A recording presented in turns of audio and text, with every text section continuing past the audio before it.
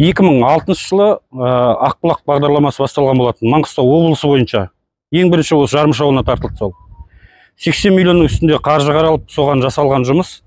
Ешқандай бір тұтам суды ішкен жоқпыз. Сол күйінде қалды ол.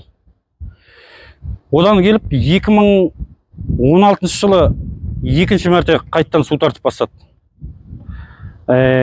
Оған да 300 миллионға жақын ақша қаралып,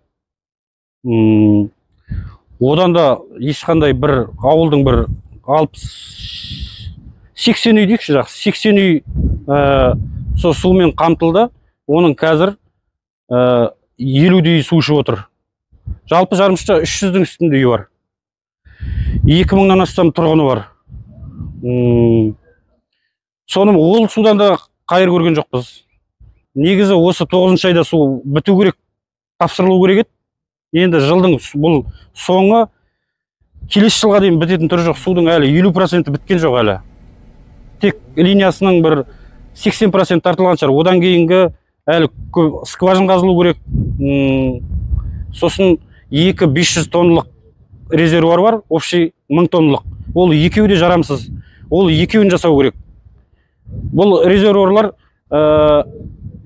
бұрында жалпы жөнделді толығымен. Су ұстамай тұр.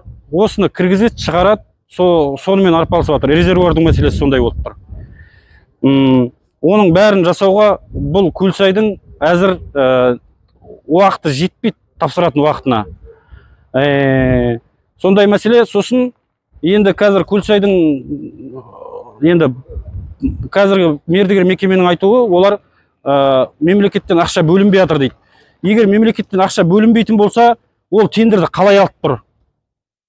Тендер алу үшін өзінің қаржысы болу керек, сонымен жұмыстанып бастау керек. Жылдың соңында, енді біздің қазіргі тендердің жағдайы солай, жылдың соңында ол жұмысын аяқтағаннан кейін мемлекеттен жаңағы 2 бөліп ақшасын алу керек еді негізі. Ол ақшасы да жоқ, дымы да жоқ, келді да бастады. Сосын аудан мемлекеттен ақшасын алғысы келеді. Жасаған жұмыстарына алып отырғысы келеді. Оны енді екеуінің ортасындағы қандай келісім, неге келіспей жатқан түсініксіз болып тұр. Келісінен сол екеуінің келіспеу салдарынан енді біз сусыз қалып отырдық айналғанда тағы. 17 жыл болды су тартылып жатқанына. Жерді қазып жатыр, қазат, тұрбаны салат, қайттан алып тастап, қайттан үстіне тұрба салат біреу келіп. Ұзын сөздің қысқасы, мемлекеттің қыруар қаржысы есебі жоқ, желгішіп жатыр. Осыны тексеретін жаңағы құзырлы мекемелер болса, тексерсе келіп. Антикоррупционный агенттік бар бізде облыс бойынша. Оларға да хаттар ұсынылған, бірақ олардан жауап жоқ ешқандай. Басқа енді судың мәселесі осы. Енді қазіргі мына тасымал, бұл жаңағы линиямен тартылатын су жеткенге дейін біз водовоз арқылы үйге таратылып, бір водовозды 500 теңгеден алып отырдық. Осы жылдың март айларына дейін солай алып отырдық 500 теңгеден. 500 теңгеге алады, сосын жеке кәсіпкер бар, сол үстіне 1000 теңгесін қосады, 1500 теңгеге тасып отырдық. Тасымалдап ауылдың ішін қамтамасыз етіп отырдық. Енді бүгінгі күні Дария мекемесі, мына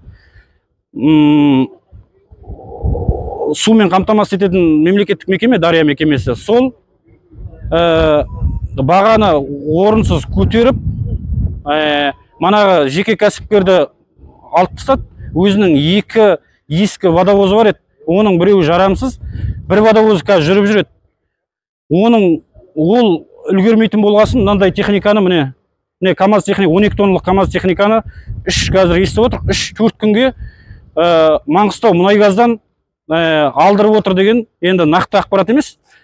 Осындай хабар келіп тұр. 12 тонналық водовозды біз қазір бір үйге барған жағдайда 12 тонналық водовоз, оны құятын, оның котлованы ондай 12 тоннылыққа сай емес, 4 тоннылыққа сай, 5 тоннылыққа или. Шешілмей жатқан себебі сол жемқорлықтың кесірі деп ойлаймын енді. Ар жағында үкіметтен ешқандай қадағалау жоқ. Тендер келеді де жеңіп алған адам ойына келген жасап тұр да, былай қарағанда. Енді биыл бітетін суды әлі жаңағы мердігер мемлекетке сілтейді, мемлекеттік мекемеге, әкімшілікке. Әкімшілік ақшасын аудардық дейді. Екі ортада тағы мына 17 жыл тартылмаған су 18-20 жылға қарай созылып кетейін тұр да уже енді. Сондай мәселе. Халықтың талабы айтылып болды уже.